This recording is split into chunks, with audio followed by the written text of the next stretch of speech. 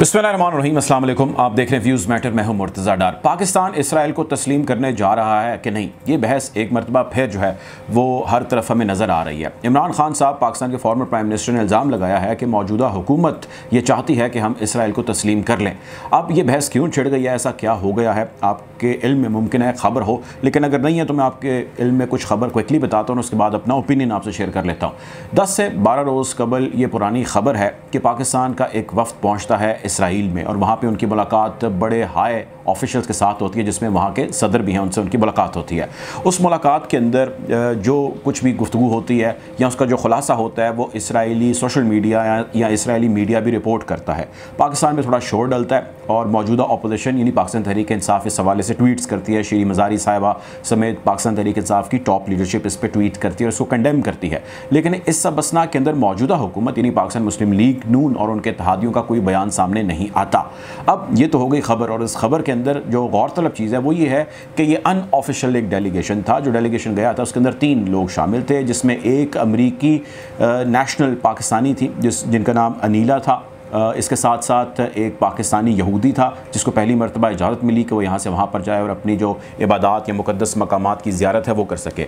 और एक पाकिस्तानी सहाफ़ी इसके अंदर थे जो नेशनल टेलीविज़न के ऊपर जो है वो एक प्रोग्राम होस्ट करते थे। मैं इसलिए कह रहा हूँ क्योंकि उनको भी रिसेंटली आज ही अब से चंद ही मिनट कबल जो है वो टर्मिनेट किया गया है और उसकी तफसीलात अभी सामने नहीं आई, लेकिन यकीनी तौर पर यही वजह है। उसकी डिटेल्स जो है वो सामने आ जाएंगी। वैसे मैं अहमद कुरैशी जो सहाफ़ी थे उनसे रब्ता करने की कोशिश कर रहा हूँ किसी तरह उनका ओपिनियन आप तक आ सके, लेकिन अभी शायद वो मसरूफ़ हैं या रिलक्टेंट है अपना ओपिनियन देने में, वो ओपिनियन अभी तक अपना नहीं दे पाए। बहरहाल आगे बढ़ते हैं। अब मामला ये है कि इस वक्त इस बहस का हो जाना भी, ये बहस छिड़ जाना भी एक कामयाबी है।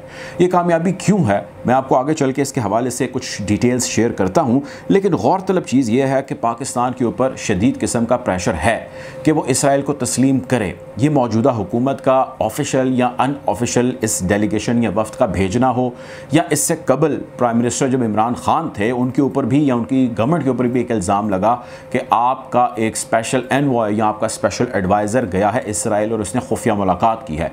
इस हवाले से जुल्फ़ी बुखारी के ऊपर इल्ज़ामात लगे, लेकिन उन्होंने वापस आके इसकी तरदीद की, शदीद अल्फाज में तरदीद की। Farmer prime minister Imran Khan ने मीडिया पे आके ये कहा कि किसी भी सूरत में हम फ़लस्तीनियों को उनका हक़ राय दही या उनका हक़ मिलने तक जो है वो इसराइल को तस्लीम नहीं कर सकते। इससे कबल जो हुकूमत थी नवाज़ शरीफ की, उस हुकूमत के अंदर भी ये आवाज़ें उठी, शोर लगा, और ये सिलसिला चलता है जो ज़्यादा शोर पकड़ने वाला है जनरल मुशर्रफ के दौर से। सो इसमें कोई दूसरी राय नहीं है कि जनरल मुशर्रफ के दौर से लेके इस दौर तक जो है वो हर दौर के अंदर इसराइल के साथ ताल्लुकात बेहतर, डेलीगेशंस का खुफिया तरीके से जाना या आना हमेशा ज़ेरे बहस रहा है या ऐसे वाक़यात सामने आए हैं।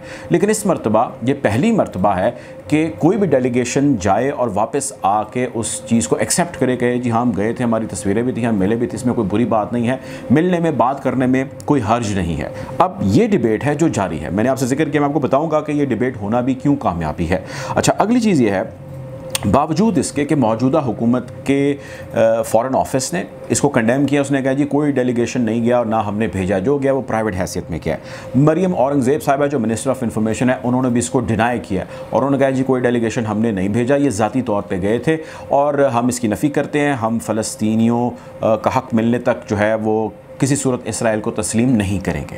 इसके साथ साथ जो एंकर हैं जो नेशनल टेलीविज़न यानी PTV के ऊपर प्रोग्राम होस्ट कर रहे थे, अहमद कुरैशी, उनको उनकी सर्विस से टर्मिनेट भी कर दिया गया है, ऐसी भी रिपोर्ट्स आ रही हैं। इसकी तफसीलात अभी नहीं आई, लेकिन कुछ ही देर में इसकी तफसीलात आ जाएंगी। मुमकिन है जब आप ये वीलॉग सुन रहे हो तब आप तक इसकी तफसीलात पहुँच चुकी हों, लेकिन इसके इशारे इसी जानिब बढ़ते हुए दिखाई देते हैं कि ये इसलिए किया गया है चूँकि वो परमिशन के बगैर या पाकिस्तान टेलीविज़न का हिस्सा होते हैं वहाँ पर गए।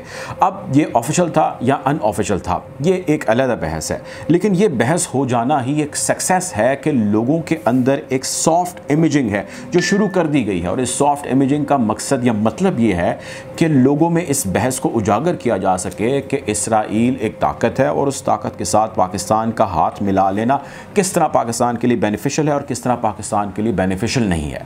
पाकिस्तान इसराइल को तस्लीम क्यों नहीं करता, जो हमारी आज की वीडियो है, या पाकिस्तान क्या इसराइल को तस्लीम करने जा रहा है, ये 2 चीज़ें हैं। इन चीज़ों के ऊपर जिन लोगों को को क्लैरिटी है वो सारे मामले को बाखूबी समझ लेते हैं। पहली चीज़ ये है, हम तय कर लेते हैं कि अगर पाकिस्तान इसराइल को तस्लीम कर लेता है तो पाकिस्तान के साथ क्या होगा।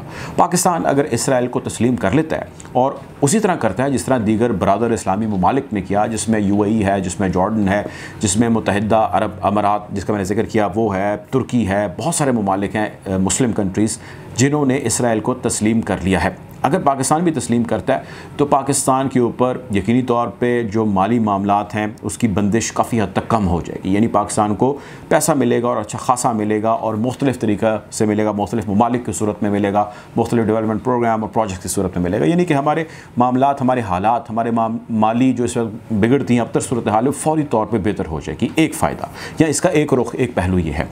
दूसरी चीज़ ये है कि हम इसराइल को तस्लीम क्यों नहीं करते भाई। वहाँ पर अगर हमें दर्द है कि मुसलमान मौजूद हैं, फ़लस्तीनी मौजूद हैं और मुसलमानों के ऊपर यहूदी फोर्सेस गालिब हैं, तो इसका कतई तौर पे ये मतलब या मकसद या रीज़न नहीं है कि बिकॉज़ वो यहूदी हैं या वो ज्यूज़ हैं जिसकी वजह से हम उनसे नफ़रत करते हैं या हमने उनका कब्ज़ा मुसलमानों के ऊपर नहीं मानना। इसका कतई तौर पर ये मकसद नहीं है, यानी कि उनका रिलीजन इसका रीज़न नहीं है। हमारा उनसे गम और गुस्सा होने की वजह, हमारे गम और गुस्से की वजह ये है एक ऐसी फोर्स गालिब है जो मुसलमानों को सप्रेस कर रही है, उनके ऊपर मजालिम कर रही है।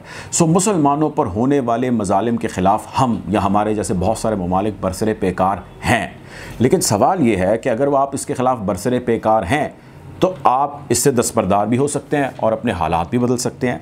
अगर पाकिस्तान ऐसा करता है तो पाकिस्तान कश्मीर का केस बहुत इजीली लूज़ कर देगा, और ऐसा केस या ऐसा सूरत हाल कश्मीर की जो कि पाकिस्तान के हाथ से ऑलरेडी काफ़ी हद तक जा चुका है। पाकिस्तान का मौक़िफ़ कश्मीरियों के हवाले से वही है जो मौक़िफ़ उसका फ़लस्तीनियों के हवाले से है, यानी वहाँ पर मौजूद मुसलमान और उनके ऊपर गालिब वो फोर्सेस जो अग्रेशन या ऑपरेशन का इस्तेमाल करती हैं, जो उनके ऊपर डंडे बरसाती हैं, जो उनके ऊपर जुल्म जबर और बर्बरियत करती हैं और उनको मर्ज़ी और उनकी मंशा के मुखालिफ उनको एक ओपन प्रिजन के अंदर उन्होंने रखा हुआ है। पाकिस्तान अगर आज तस्लीम कर लेता है इसराइल को तो वो यकीनी तौर पर फ़लस्तीनियों पर होने वाले मजालिम को भी एक्सेप्ट करेगा।